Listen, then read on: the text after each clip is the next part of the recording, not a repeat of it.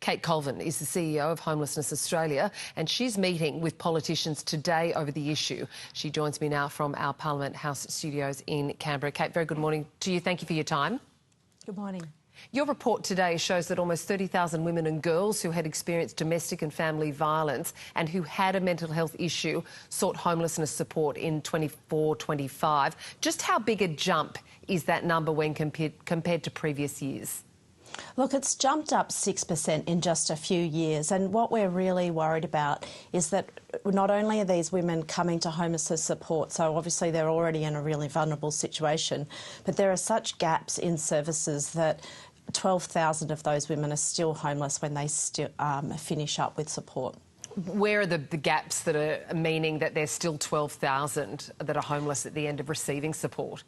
Yeah, so it's a combined gap. So it's about there not being the housing available, but also not being the linked support services. So when we've got women who are in a really vulnerable situation, fleeing domestic violence, often having experienced a lot of trauma, and this group that we're talking about already have a mental health issue, then often women need both housing and support to recover from that experience and to be able to sustain their tenancy.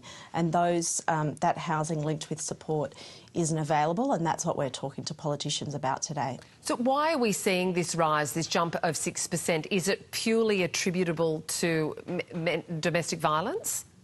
Look, we have seen surges in domestic violence, but it's also about the housing crisis. So, maybe many years ago, women would be able to self-resolve an issue. If they need to leave family violence, they might be able to secure a tenancy.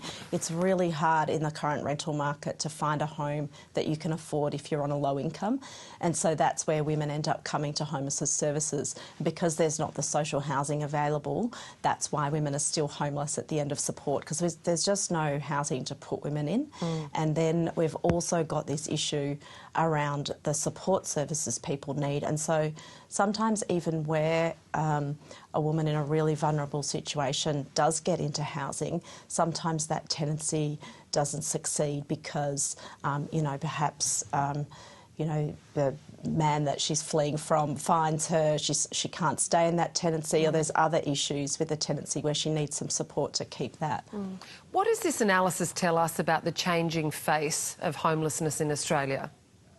Look, what we're seeing in this data is that the face of homelessness is a quite young woman. So 3 in 4 of these women were under 45. So we're talking about women in this young period of their life who are fleeing violence and ending up on the street and ending up, when you get onto the street, it's a really dangerous situation. Women often experience violence while they're on the street, and then often the only way off the street is a relationship. A man might offer accommodation, and sex is kind of part of that arrangement. So forming a new relationship, and then that becomes another situation of family violence. And so as the government's developing their second action plan around the plan to end violence against women and children, we're saying this vulnerable group of women absolutely need housing and support so that they don't end up in another situation of family violence.